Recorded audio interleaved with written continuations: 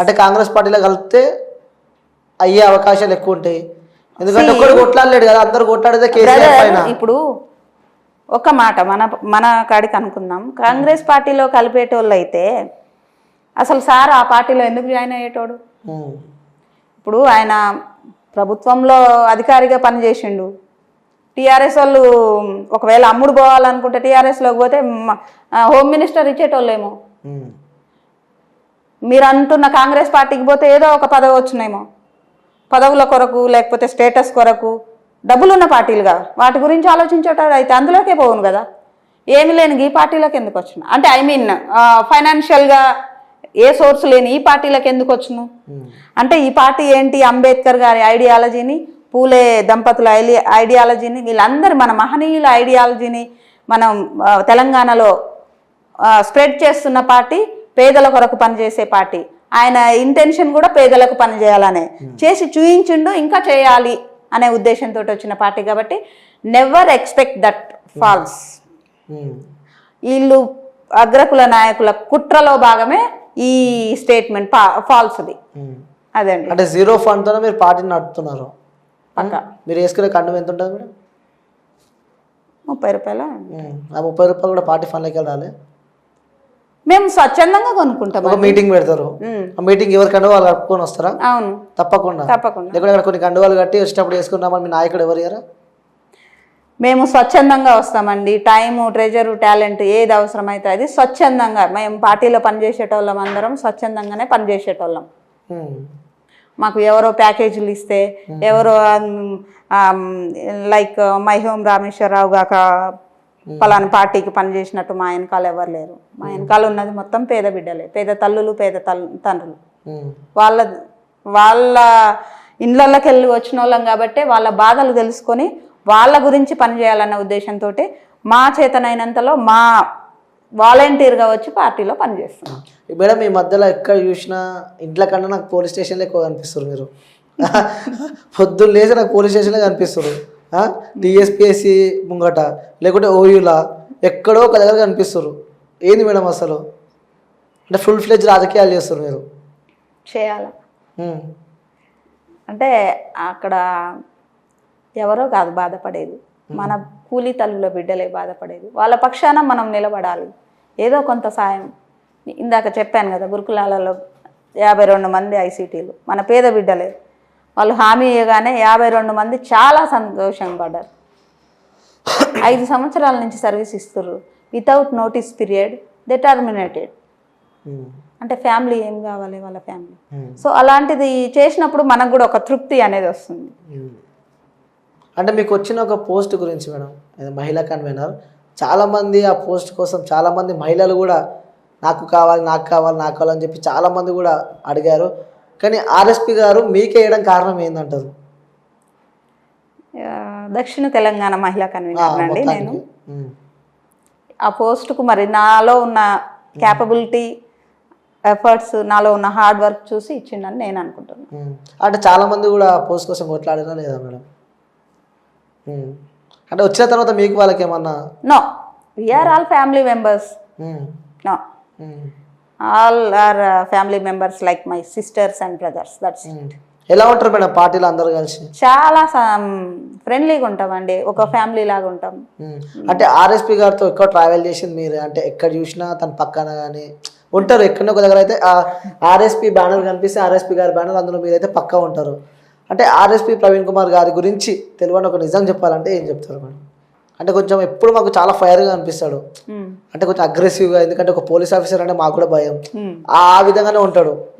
అట్లా అంటే జోక్స్ వేయడం కానీ, జాలీగా ఉండడం కానీ, ఇట్లా ఏమన్నా ఉంటుందా అట్లా సార్తో? ఆర్ఎస్పీ గారు మనసున్న మహారాజు.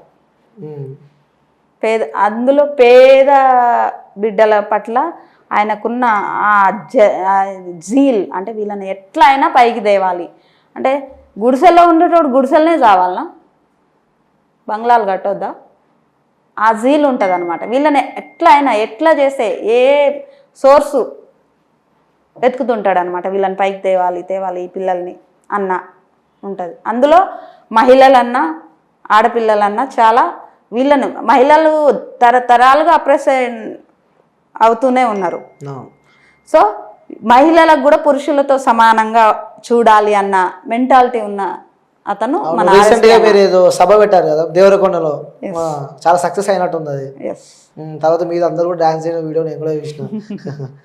సో ఎలా ఉండబోతుంది మేడం నెక్స్ట్? చూస్తారు కదా మీరే. అంతే అంటారు. సో శైలజ గారు మల్కాజ్గిరి నుంచి ఎమ్మెల్యే అభ్యర్థి బడిలో ఉండబోతుంది అంటే మీరు ఏమంటారు? అది మన ఆర్ఎస్పి అన్నగారి చేతిలో ఉంటుంది. ఏదైనా వారు ఎట్లా చెప్తే మేము అట్లా. సో వేరే వాళ్ళకి టికెట్ ఇస్తానా మీకు? Okay okay. అంటే మనసులో మనకంటూ ఒక బాధ ఉంటుంది, ఎందుకంటే మనం కష్టపడ్డాం, మనం తిరిగినాక కూడా మనకి టికెట్ రాకుంటే సో పైకి సంతోషంగానే ఉంటాం మేడం, కానీ లోపల మన మనశ్శాంతి మనకు ఉంటుంది. సి బ్రదర్, ఇప్పుడు ఒక మా ఆర్ఎస్పి అన్నగారితో నాకు జర్నీ ఇది 2 సంవత్సరాలు కాదండి, దాదాపు 10 to 11 years నుంచి. అంటే నేను స్వేరో నెట్వర్క్లో రాష్ట్ర అధికార ప్రతినిధిగా ఉన్నాను. అప్పటి నుంచి పనిచేస్తున్నాం, నెట్వర్క్లో పనిచేసాము. తర్వాత పార్టీలోకి వచ్చినాక పార్టీలో కూడా వచ్చాను. సో ఎప్పుడు ఏ డెసిషన్ ఎలా తీసుకోవాలా అనేది అన్నగారికి వదిలేస్తాం. సార్ ఇష్టం అంతే. సో మీకంటే ఇప్పుడు అనిపించిందా మేడం, సో నేను ప్రజలకు సేవ చేయడానికి బయటకు వచ్చిన, అదే నాకంటూ ఒక శక్తి, నాకంటూ ఒక పోస్ట్, నాకంటూ ఒక పవర్ ఉంటే ఇంకా ఎక్కువ హెల్ప్ చేస్తాను. పవర్ లేకున్నా చేయొచ్చు. పవర్ లేకుండా పవర్ ఉన్న ఇప్పుడు చేయట్లేమా? ఇప్పుడు చేయట్లేమా? పవర్ మీరే అన్నారు కదా ఇందాక, ఎక్కడున్నా పోలీస్ స్టేషన్ లో పలానా దాని గురించి పోతున్నారు, ఇక్కడ కనపడుతున్నారు, అక్కడ చేస్తున్నాం కదా. అల్టిమేట్ పవర్ లో ఉంటే ఇంకొంచెం అగ్రెసివ్నెస్ ఇంకొంచెం ఉంటది కదా. మన అన్న ఉన్నాడు కదా పవర్ లో, చాలా అంటారు. అన్న శిష్యురాలుగా చెల్లెళ్ళుగా మేము అన్న దారిలో నడుస్తాం, ప్రవీణ్ అన్న దారిలో. అంటే మీకు ధీటుగా ఉన్న పార్టీ ఏదనుకుంటున్నారు మేడం మీరు? ధీటుగా ఉన్న పార్టీ అంటే కొంతమంది ఏమంటున్నారు తెలుసా మేడం, ఓపెన్ చెప్తున్నాను, ఈ బిఎస్పీ పార్టీని కేఏ పాల్ పార్టీతోనే పోలుస్తున్నారు. కేఏ పాల్కు బిఎస్పీకి నక్కకు నాగలోకి అనుకున్నంత సంబంధం ఉందండి. అంటే అలాంటివే ఉంటాయి ఇలా జిమ్ముకులు అంటారు మరి.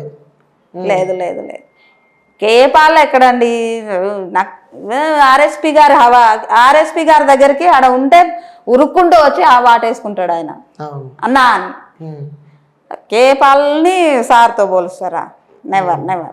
సార్తో కాదు, మీ పార్టీలో పోలుస్తారు? లేదు, అస్సలు పొంతనే లేదు. అంతే. ఆంధ్ర పార్టీ వాళ్ళు అంతా అసలు సంబంధమే లేదు తెలంగాణకు ఆయనకు. తెలంగాణ నుంచి కూడా పోటీ చేస్తే అన్ననో తమ్మున్నో చంపిన ఆయన ప్రజలకేం సేవ చేస్తాడండి? అందులో మళ్ళీ ఆర్ఎస్పి గారితో పోల్చడం నెవర్ నెవర్ నెవర్. ఆయన కూడా సీఎం అవుతా అంటారు, మరి నాకేం తక్కువ, నేను కూడా సీఎం అవుతా అంటున్నాను. ప్రజల్లోకి రమ్మను, ఒక జోకర్ లాగా చూసినాం, మునుగోడు ఎలక్షన్ లా చూసినాం కదా. అంటే మేడం రీసెంట్ గా మణిపూర్ ఇష్యూ కూడా తీసుకోవచ్చు మనం. చాలా మహిళలు, చాలా బాధాకరం. మీరు ఒక సాటి మహిళగా సో దీన్ని ఎలా, ఒక అమ్మతనాన్ని అంగట్లో అబాసు పాలు చేసిరండి. రాను రాను ప్రపంచంలో తల్లి అనేదానికి, పుట్టుక అనేదానికి నామరూపాలు లేకుండా చేసుకుంటున్నారు అని నేనంట. ఇది కరెక్ట్. అంటే మనం ఒక ప్రపంచానికి పరిచయం చేసేదే అమ్మ కదా. అమ్మలో ఎందుకు నువ్వు ఎక్కడి నుంచి వస్తావు? పురుషుడు కనగలుగుతాడా? లేదు కదా. అలాంటి అమ్మతనాన్ని నువ్వు నడి రోడ్డు మీద వివస్త్రను చేసి కొట్టుకుంటూ, ఎంత ఘోరమైన పరిస్థితి అసలు. చాలా బాధ. అంటే అక్కడ ఉన్న మనువాద పార్టీలు ప్రోత్సహించడం వల్లనే అలాంటివి జరిగింది. ఏం చేస్తున్నారండి సెంట్రల్లో ఉన్న వాళ్ళు?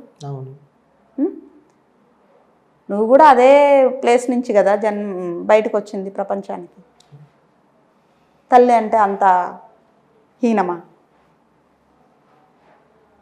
లిటరల్లీ మేడం ఆ సంఘటన చూసిన తర్వాత నేను ఒక సెకండ్ ఏడ్చిన. ఇప్పుడు కూడా నా కళ్ళలో నీళ్ళు తిరుగుతున్నాయి.